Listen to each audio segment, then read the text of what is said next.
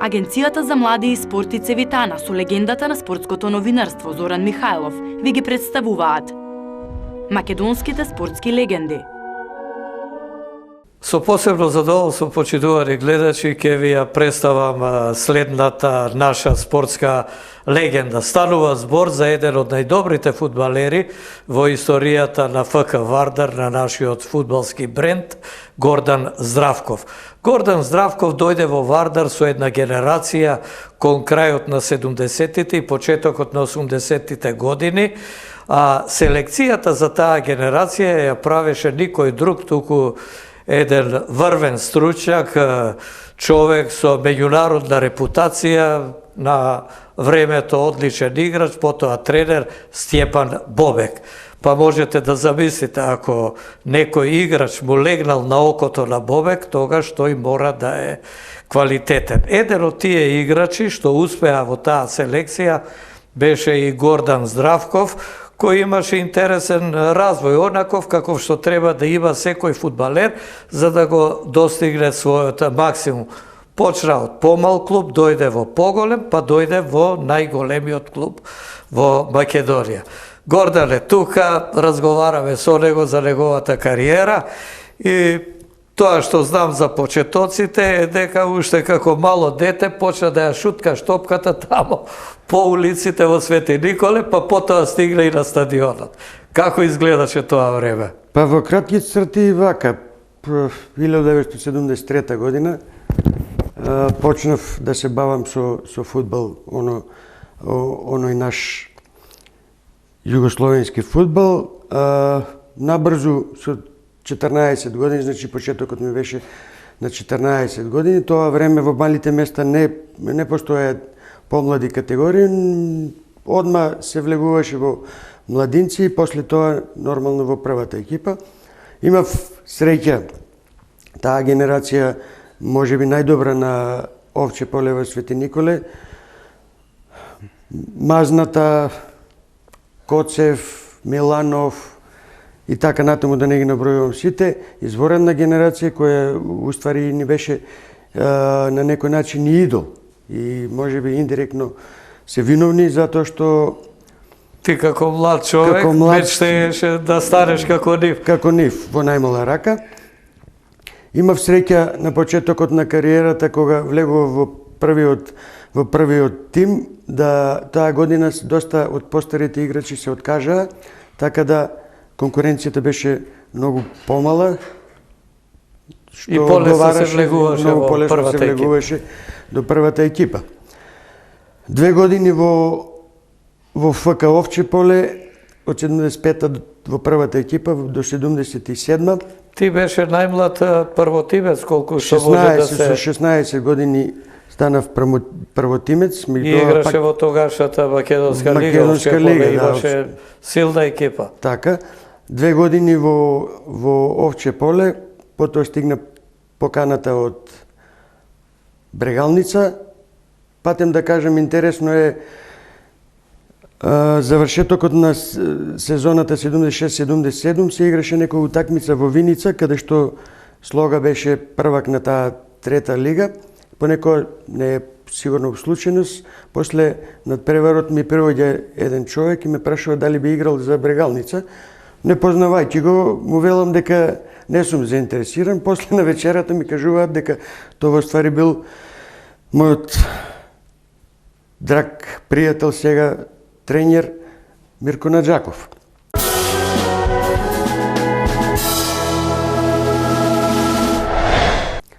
Нормално, како сите деца од истокот, сите навивавме за Брегалница, сите се палевме на некој начин и сакавме да станеме членови од Брегалница. Лесно се договоривме кога стигна понудата и на 18 години, 1977 се пресели во Штип. Брегалница таа сезона... И во Штип одма заигра за првата екипа. Брегалница исто така, мора да кажеме, беше еден од нашите најпознати клубови. На времето Брегалница, Победа, Беласица, Куманово еден период. Така. Па и Тиквеш еден период беа второлигаш и во она силна втора лига на поранешната држава. Ти кога отиде таму бевте во втора лига. Во втора лига. А Мирко Наджаков тренер. Тренер, така. Прва утакмица со Рад во Белград, играм 15 минути, пресреќен што играм, меѓутоа 25-та минута ме враќа професорот на клупа. Таа сезона имаше... Зошто забележа дека имаш трема, дека си збунет? Веројатно, збунет, трема и слично, нормално, се уште дете 18 години, Рад Белград, втора лига, генерација на Брегалница, сигурно е една од најдобрите со Штериев. Ајде да се подсетиме. Со Љупата Лазаров, со Штериев, со Шумански, Коцев, Стојан Арсов. Играше уште? Арсов, Чичо. да, капитен Чичо, Арсов, Иванов. Тошо Атанасовиќ, ако се сеќавате, беше извореден фудбал, мислам дека дојде од Куманово. Навистина екипа за респект. Таа сезона во втора лига и играв и не играв, меѓутоа големо, морам да кажем, големо искуство. И пак имав среќа како во Овче поле, смена на генерации, тие постарите после испаѓањето од втора лига замина и ни криви ни дужни Алексовски, Маџунаров. Јас влегов многу полесно во првата екипа и сето тоа веќе беше многу полесно. Ти беше познат по својот скок, па имаш и уште еден скокач, ај подсетиле во Брегалница. Владо Ристов, извореден скокач. Сега кој бил подобар не е ни важно, меѓутоа навистина во тоа време важеше за еден од најголемите скокачи не само во Македонија, него и пошироко. Значи во Брегалница заигруваш стандардно кон крајот на 70-тите години во втора лига.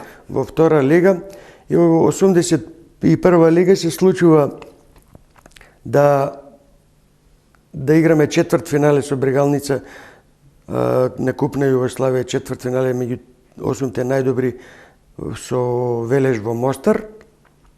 И нормално, после тоа стигна некои понуди, беше Динамо во игра, беше Риека, беше Вардар и нормално тоа време сите македончина од клубоите широм држава посакуваат да заиграат во Вардар. Сигурно за тој надпревар со Велеш, сигурно те врзуваат некои спомени. Па тоа беше генерација... Бидејќи Велеш беше меѓу најдобрите 5-6 клубови во Југославија. Веднаш може да се каже за дона голема четворка Партизан, Звезда, Динамо, Хајдук. Така, тука многу близко беше и Велеш. Изворедна генерација со Марич, со Владич, со Халија Хоџич, со Окука, Туце и слично. И многу други навистина квалитетни. Загубивме таму, меѓутоа Баевич исто играше. Баевич не беше таа година, веќе влезе во тренерски води. Значи од тоа на БМВ што беше мостарско, фалеше Баевич, он беше тренер. Баевич, Марич, Владич, затоа БМВ, така. Познато БМВ на Велеш. И веќе реков, стигна понудата од Вардар, нормално немаше дете од Македонија која не посекуваше да игра во Вардар. За чудо од тоа време и некако не ни беше, барем мене не ми беше престиж дали ќе биде Динамо, дали ќе биде Звезда. Сите го сакавме Вардар и нормално, пак ќе речем, од денешна дистанца го одбрав веројатно најдоброто решение. Тоа беше, како што рековте, проект на Бобек. Сите од секој градови, тие подобрите млади фудбалери се зима и се ствараше, полека се ствараше еден силен Вардар. Па ајде, кажи ги тие што дојдоа со тебе. И ти, Зоки, се сеќаваш, затоа што од 82-та, како беше до 84-та, беше генерален секретар. Па тука со вас беше. Да, со нас беше, се сеќаваш на тие години. Беше изворено, се направи изворена селекција под палката на, пак ќе го спомнам, покојниот Бобек. Навистина беше, сега кога ќе се сетам, беше навистина привилегија да се биде член на таа генерација, затоа што сега кога анализирам как со денешниот фудбал кога споредувам, имаше доста играчи кои би рекол се безвременски. Мислам дека и во овој фудбал, мада фудбалот нормално еволуира, сега е сосем друг, мислам дека би значеле многу и во овој фудбал. Да не ги набројувам, беа навистина многу, така да можеби веројатно некој ќе заборавиме. Добро, некој ќе споменеме баш во тој период кога дојде тим нешто пред тебе, нешто со тебе, нешто потоа. Имаше така да. Битолска тројка, Штипска, Савевски, Топче Трајановски, точно една година, Пепи Ѓоргиевски. Точно така, една година пред моето доаѓање, 1981, беа Тони Савевски пред мене, Пепи Ѓоргиевски и Гоце Лексовски. Потоа почна Цоле Урошевич, Тето Милко Симовски, Чеде Јаневски, Сетинов. Па тогаш заигра и Дарко Панчев. Ако се сеќаваш на зимскиот турнир. Како не, зимскиот 83 година, Дарко, да. Февруар месец, тоа беше негов прв настап. Вишеваш беше тогаш тренер. Мошне храбро беше ставен Дарко и нормално беше, ако се добро сеќавам, беше и играч на турнирот, на целиот турнир или најдобар стрелец, не се сеќавам, важно. И решавачки гол даде против Партизан, така беше. За победа на Вардар на тој турнир. Ти ги спомна овие, и Билко и Урошевич, меѓутоа интересно е дека тогаш ги вративме во Вардар и Сетинов и Грошев, беа во победа позајмени, дојдоа и се формираше една навистина хомогена и цврста екипа. Со постарите, нормално, со капитенот Кочо Димитровски, Кочо беше остара, Таринков, еден дел Сандре Маневски, Георгиев, Јовановски, Чифте, Мицевски. Значи, дел од тие постарите и дел од овие помлади по проектот. Тука бевте пола, може да се каже. Некој овие микс, што ги спомна беа стандардни од постарите. Се направи еден микс идеален, се внесе, така да речем, некоја свежа крв во екипата и мислам дека нема да сгрешам ако не нескромно ако кажам дека станавме конкурентни дури на таа голема четворка. Меѓутоа бевме, како да кажам, бевме повеќе играчи на инспирација, знаевме да го победиме, се сеќаваш, Партизан, шампион таа година. Шампион беше Вардар, овај Партизан таа година, го победивме во Скопје 5-0. И тоа се случува и утакмици кога ќе дојдеше еден Желјо, па ќе ни даде 5 гола во Скопје. Се сеќаваме на тој натпред. Да, значи стварно бевме генерација од инспирација. А интересно, секаде бевте со симпатии пречекувани. Каде да играше Вардар во порарешната држава, гледачи имаш и да е во Тузла, 6-7 илјади, во Челик, Зеница, повторно. Секаде имаше публика, за Скопје да не говорам.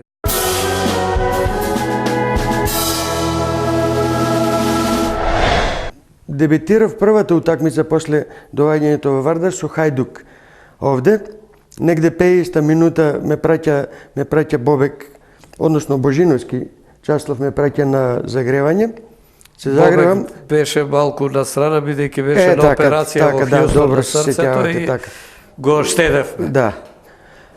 Се одам на загревање и после 10 на 15 минути на загревање, повеќе гледав надпревар него загревање, иде Томче Трајановски ми кажува дека тој треба да се загрева, јас треба да седнам на клупа, идам на клупа, нормално не седнувам во боксот, седнувам на топка и помеѓу боксот на Вардар и боксот на делегатот. Лют, чекам момент некој нешто. Се те враќа. Да, чекам момент некој да ми нешто да ми каже за да се скарам, меѓутоа мудри бе Чичко Ванчо и Чичко Чале, оставија ништо не ми рекол. После во собликуваната, кога веќе нормално малку оладив, ми кажа дека наредниот надпревар во Тузла со Слобода играм сигурно и нормално се случи и тоа и како да кажам, од тој момент од Слобода Тузла веќе не седев на топка. Стана стандарден. Така, да. Стандарден. Што да кажам, беше навистина, пак ќе речам, привилегија да си биде дел од таа генерација. Навистина бевме 24 сата, можам да кажам. Сега нормално не со тие постарите кои беа, меѓутоа тие младите бевме 24 часа заедно, по кафичи, по едно време се палевме и во драмски театар, одевме често. Така, мислам, ти живеавме тие 5-6 години, може би најубави од мојата фудбалска кариера. Се сеќавам, кога ќе одев на тој терен, новинариве те бара и почна се почесто во вестник да пишуваат. Се сеќаваш? За Буре Бару? Буре од Бару. Да. Сега објаснили зошто пишуваат така, јас знам зошто, зарад твојата експлозивност, брзина, знаеше да му побегнеш на противникот, особено која беше ваму на крилните позиции. Тоа беше причината или пак и скокот и... Па веројатно тоа е главна причина. Навистина, не само јас. Таа генерација имаше страшно брзи играчи, ако се сеќавате на Цоле Урошевич, Томче Трајановски. Со Шечер Беговиќ за мене најбрзи играчи беа тогаш. После Томче Трајановски. После меѓутоа знаеш приказката за него, повреди, болести, така.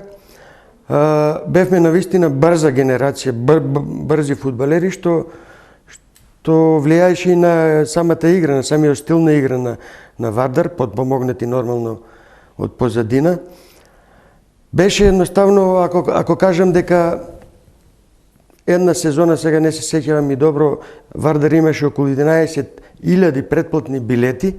Ти може би знаеш и повеќе од тоа, значи самиот тие блок билети што се издава за цела сезона. Самото по себе, значи, кажува каква понуда било.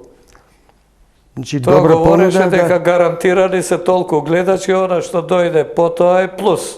Така, што ќе купат влезница за самиот надпревар. Така да, може и ти се сеќаваш една изјава на Доганџич, кога тогаш тоа време беше тренер на Раднички Ниш.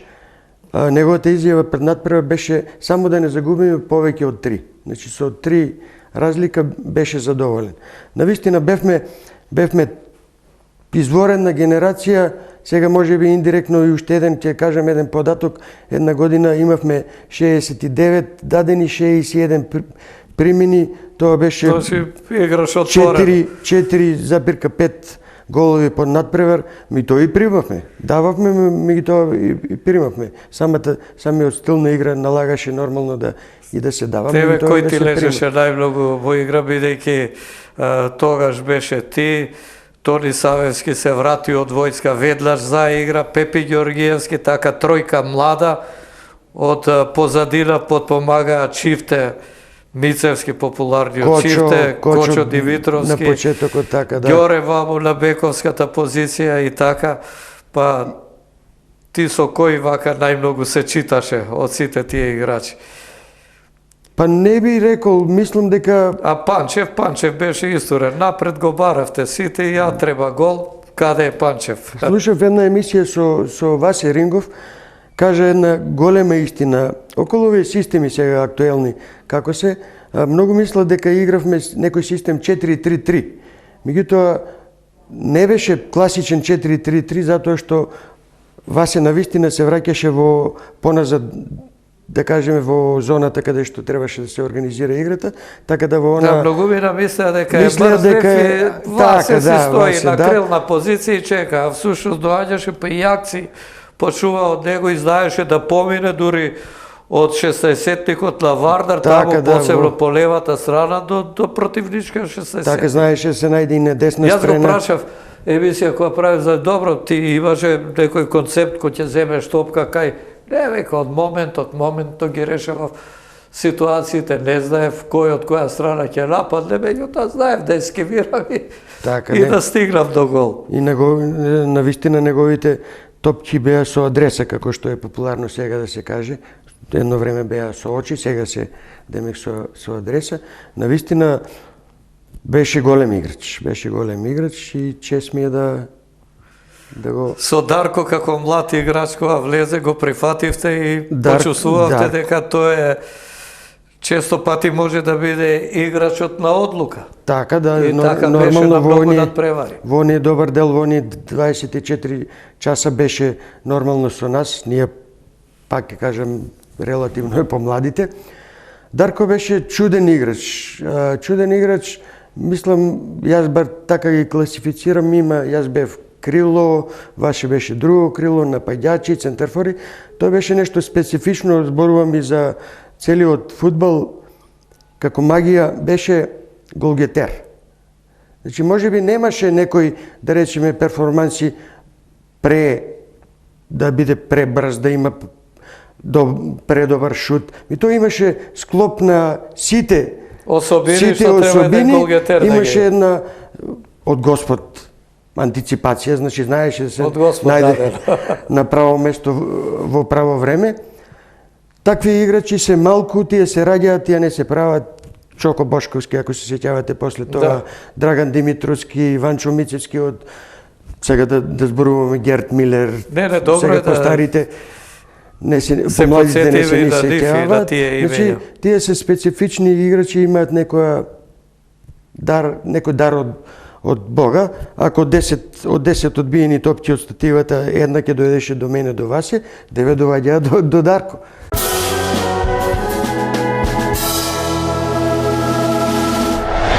А кој надпревар вака посебно го паметиш во Вардар со оваа генерација? Посебно паметам некоја не толку важна утакмица, да речем, со Искра Бугујно. Беше снег, теренот беше покриен со снег, а претходно бевме во карантин горе на Водно. Во 5 саато Сабајле беше Димовски таа година наш тренер.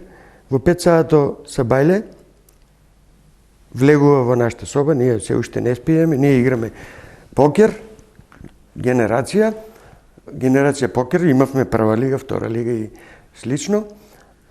И ни рече, се може би ќе звучи грубо, селјачиња, денеска ако не победиме после ручек, ако не победиме, пакувајте ги коферите и да си одите.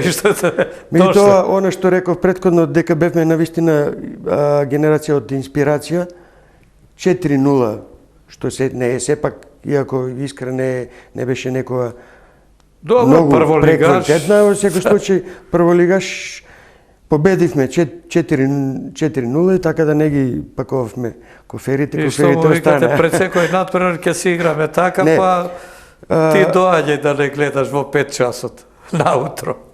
Така. Со Искра ти постигна гол тамо? Постигна беше мојот прв хектрик. 3 гола. Не гол, 3 гола, да. 3 гола, навистина, што би рекли стравите, пасио време беше навистина ладно. Се сеќавам, има една слика од тој надпревар, Рингов, јас и Панчев и Дарко, ракавици ни се чорапите. Ако се сеќаваш оние зелени чорапи кои ги зимавте горе од војската, и место ракавици имавме чорапи на раците. Така интересно беше со тие кога влеговме во Куп УЕФА, тие утакмици историски би рекол, со Динамо Букуреш. 75-та година Динамо Букуреш го елиминиравме во првото коло. Така, во прво коло. Во второто со малку среќа ќе миневме, меѓутоа Данди не елиминираш. Зоки, јас се уште мислам и тврдам дека Динамо Букуреш беше подобра екипа од Данди Юнајтед. Ти не беше таа утакмица, веќе се врати во новинарската фела. Отидовме, да ти кажам, како селска екипа. Ако ти кажам податок дека Дента, кога се играше надпреварот, беше вечерна утакмица, ние до 1 до 2 саато шетавме низ градот, купувавме некои своји. Значи, сакам да ти кажам, не може би не е причина тоа зашто сме изгубили или судијата кој додели три црвени картони. Самите, вика со Динамо Букуреш, кај ќе поминеме овде? Так, не бевме ментално не бевме спремни за такви големи надпревари. Веројатно во тоа време тоа ни фалеше. Потоа дојде после Вардар дојде Австрија година и 2 месеци. Не ме интересира за Динамо Букуреш. Динамо да ви кажам. Букуреш, за Ти голот. кажа дека ве очекува меч со Динамо Букуреш силен тим. Ајде за првиот и вториот надпревар. Ти За Ринго првиот- бевте тука Првиот главни надпревар, актери. првиот надпревар беше за мене поквалитетен Таму. од таму, да, од вториот. Дури после првиот надпревар чувствувавме дека сме многу подобри од нив, значи сме И над дека нив. треба да мине. Меѓутоа кога се случи реваншот, победивме 1-0, играта беше 50-50 да речем, тука осетивме дека навистина Динамо Букуреш беше имаше изворедна екипа. Значи силината на Таму беше 2-1. таму 2-1 изгубивме 2-1, поведовме 1-0 Васе Рингов од своја половина, она што рековте, Да. знаеше да ја земе топката од своја половина и во слалом да дојде до да постигне гол. Имавме неколку шанси, меѓутоа и нормално и тие има, се случи Динамо Букуреш доаѓа во Скопје. Податок исто индиректно можеби ќе каже нешто друго. Еден Тој 0 ни ден- беше доволен. Да, не друго ми беше Резултат за така. пласма во второ коло. И кој беше стрелец на голот? Прво да се докажам, ако се сеќаваш, тој ден во Скопје средните школи не учеа. Значи децата беа ослободени. Да, заради Сакам да кажам надпреварот, која важност беше тој надпревар. 1-0 победивме 1-0 во многу тврд и тежок надпревар, пак ќе кажам. После Васе Стрелецот не го споменуваш. Па, а како да го спомнам? Ај спомни го ти да не. Да не беше Здравко. Да не беше изјава на еден пријател во како била утакмицата, вика победивме 1-0 со голот на мене. И сега да не биде Да не кажеш дека јас. Да не кажам со голот на мене. Добро, јас после Рингов, таму нормално Здравков. Овде после два центаршут. гол на тој терен, одиме во второ коло. Така, после Доаѓа центаршут Данди. со адреса на господинот Васил Рингов. Одиме со Данди Юнајтед, веќе реков, неспремни ментални за таква утакмица, несериозни. Оној што и преска кажав, не бевме едноставно не помислувавме дека може да изгубиме од она наша наивност, младост и слично. Меѓутоа се случи Данди 2-0, изгубивме 2-0, оние 3 црвени картони, оние навистина 12 играч, судијата не се ни сеќавам, мислам дека беше од Не е битно. од Русија, битно не е дека битно. беше наклонет на Така, Данди. на Данди во секој случај. Реваншот во Скопје останавме без Драги Сетинов, без, сега не се ни сеќавам, добро, без Чеде кој доби црвен картон таму, без Илчо Најдовски. Така да на половина тим, меѓутоа и тука имавме шанси, се сеќавам, прв имав јас шанса, еден центаршут од лева страна, не го искористив, се случи наивен гол, примивме наивен гол, после можеби добивме надеж со Дарко даде изедначи на 1-1, меѓутоа имавме шанси можеби, меѓутоа не Како постигнав. изгледаше, не можам да се сетам, првата шанса твоја, што Првата викаш дека шанса, имаше мислам нафрлено дека од беше лева, ти влетали, да, како беше? влетав, меѓутоа едноставно промашив зицер, што би рекле. Не беше далеко, тука беше можеби 7, 8, 10 метра од голот. Промашив зицер, не стигна казната, како што знае фудбалот да биде суров. После тоа 1-1 и веќе требаше 4 гола да дадеме за да се пласираме, мада и второ полувреме игравме добро, создадовме доста шанси, меѓутоа не успеавме да пројдеме противник, пак ќе речем, послаб од претходниот.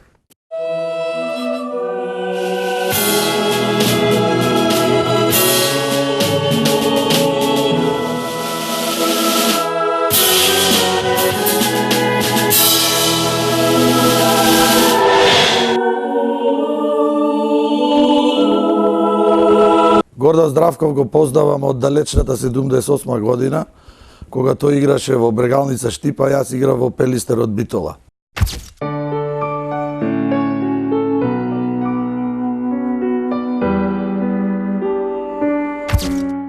Во 1981 година, како талентирани играчи, дојдовме во Вардар, заедно со Илија Савовиќ од Олимпија. Тогаш тренер во ФК Вардар беше познатиот Стјепан Бобек, кој Гордан Здравков го нарече Буре Барут.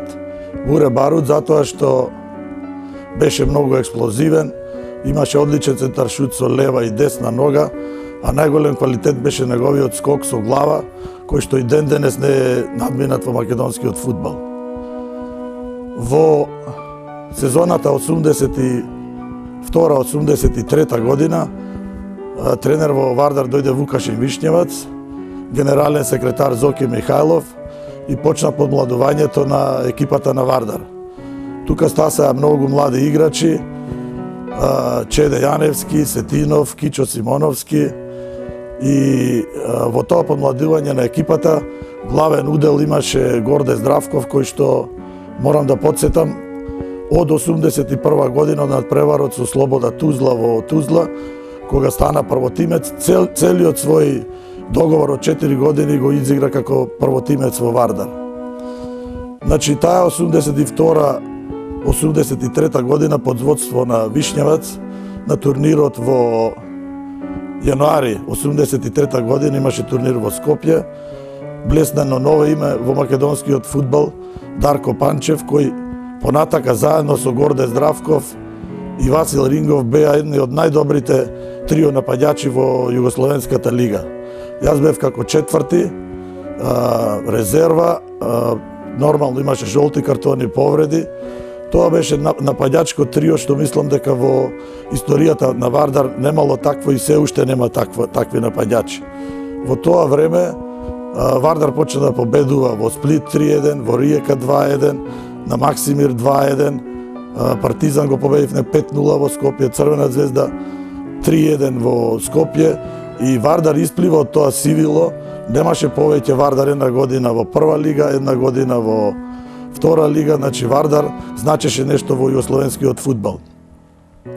Тренерот Вукашин Вишњевац беше 2 години во Вардар, потоа дојде Илија Димовски, кој што со самото доаѓање навести дека оваа генерација на Вардар треба да го освои купот на УЕФА, да игра во купот на УЕФА и да ја представува Југославија во тоа надпреварување. Значи, повторно ќе кажам, главни играчи во тоа време беа тројката Здравков, Панчев и Рингов, кои што беа стрелци на 80% од головите во Вардар. Исто така тогаш се појави и млади играчи под водство на Вишњевац, значи се појави Чеде Јаневски, се појави Сетинов, се појави Кичо Симоновски, Урошевиќ, Симовски од Тетово. И тука почна да се создава таа шампионска генерација што подоцна во сезоната 86-7 ќе освои првото место во Југословенската лига. Што да кажам за Гордан Здравков како фудбалер и како човек. Значи беше ненадминат се уште играч со својата експлозивност, со своите дриблинзи, со своите центаршутеви со левата и со десната нога. Историскиот гол со Динамо Букуреш се уште ќе се раскажува низ фудбалските кулоари. Значи имаше скок што се вика со задршка. Веќе кажав, таков скок се уште нема во македонскиот фудбал. Како човек, многу мирен, многу добродушен, значи сака на секој да помогне. А за разлика од фудбалер, каде што беше безкомпромисен, многу оштар во дуели, одеше на секоја топка, одеше на секој центаршут со глава, одеа со Панчев како рисови, постигнуваа голови. Значи во приватниот живот е сосема друга личност, многу мирен, многу смирен, сака да помага на сите луѓе. Тоа другарство меѓу Горде Здравков, Гоце Алексовски, Пепи Ѓорѓиевски прерасна во кумство. Значи мене ми е посебна чест што ми е Горде кум, јас сум старосот на Пепи и на Гоце. Значи ден денес се нагуваме тоа пријателство, се среќаваме почесто, играме битолски бељот и тоа е се што можам во кратки црти да кажам за Горде Здравков.